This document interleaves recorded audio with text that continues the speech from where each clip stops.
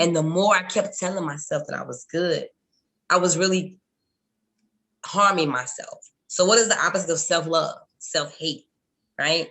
So I was dealing with those things, and I'm just like, it hit me all at once. So I tell people, understand the different stages. Now we have Google. Thank God for Google.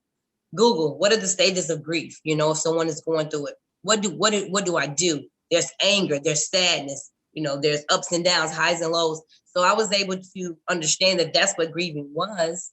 And I was able to seek help because I just didn't want to. I know my kids needed me.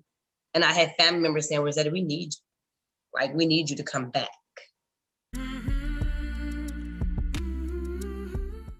Welcome to the Self-Love Experience. I'm your girl, Shara Nicole, and today I have a very, very special guest, Miss Rosetta Cox. Almost there to the point where, I mean, you know how you see people, you be like, oh my God, I wonder what happened to her and him. They were a good person, and just look at their life. I didn't want that. I wanted to keep pushing and not losing.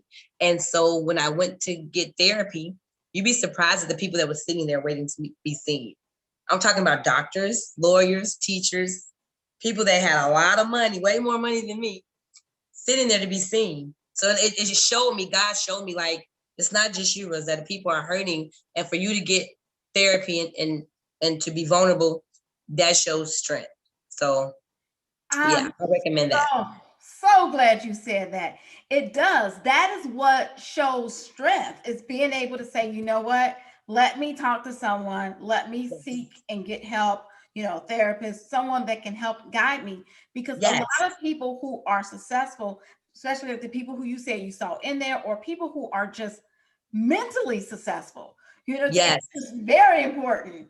You know, your mental, you know, mindset, your mental health, they're getting therapy. Sometimes it's ongoing. It's just continuous. Like, when does it end for them? Well, it doesn't end. This is just part of my life. It's like some people, they go on a diet, and then some people just have a way of eating, and it's more wellness. So it's like, you know, this is just part of my wellness. There's nothing wrong with it. But again, because we grew up in an era and in, you know, religion where it's like, you know, oh, Jesus will work it out. You don't need to go talk to somebody. He's your counselor.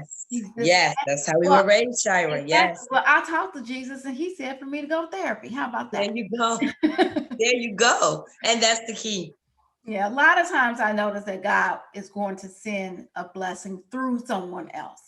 He's the one that has given the person the gift to be able to talk and to minister to you. And now you have a gift that you're now using to minister to other women and to teen girls. I would love to hear about what you're up to now with that.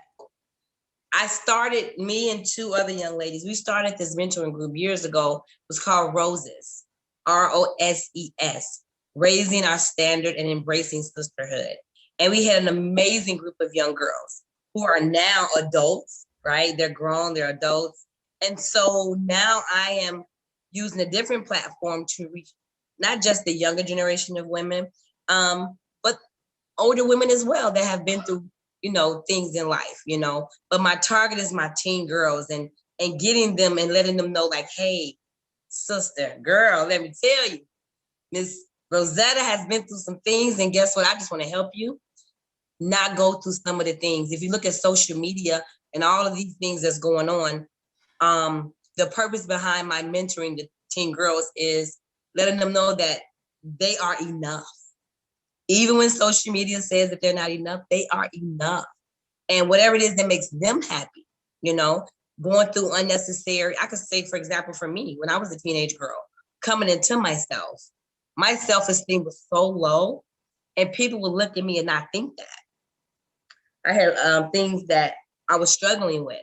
And so I know that our youth, our young girls, with everything that's going on, they're struggling with their self-esteem, boys, relationships, toxic relationships. Why? Because daddy haven't had the conversation, right? Because I didn't have that conversation with my dad, and I was a daddy's girl. But daddy never had that conversation with me. He probably didn't even know that he should have.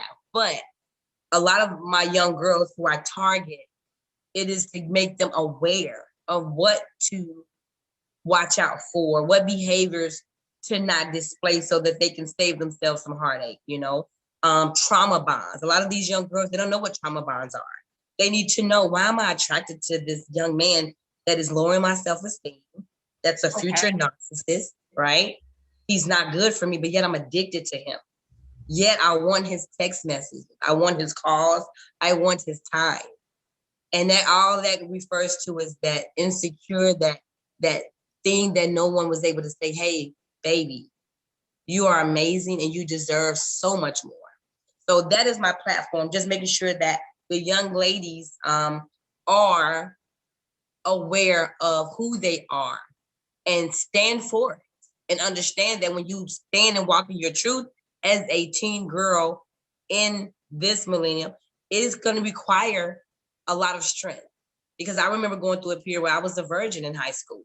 No guys wanted to talk to me, right? So you're thinking that's a good thing, like I'm a virgin and but no, imagine nobody wanting to talk to you. Okay. She was hard getting the date to the prom. It's like I was with my friend, he was my homeboy. I'm like, everybody else hanging out, and okay, I'm dropped off at the door as prom queen with my crown and my flowers. He like, good night. He probably went and got hooked up with his real girl, So it's like, you have to really understand who you are. And I want them to know that there's going to be some sacrifices going to come with it. It may be a period of loneliness, or a period of where they're abstaining and they're by themselves just to just start over. It's okay. The last mentoring group that I had, we talked about abstinence. And one young lady was like, Miss Rosetta, so you mean to tell me that if we've had sex before, we can start over and stop again? Like, they had never heard those terms. So these are some of the things that I just want to put out there to my young ladies, just to empower them to be the amazing young ladies that they are and walk in their boldness. That's it.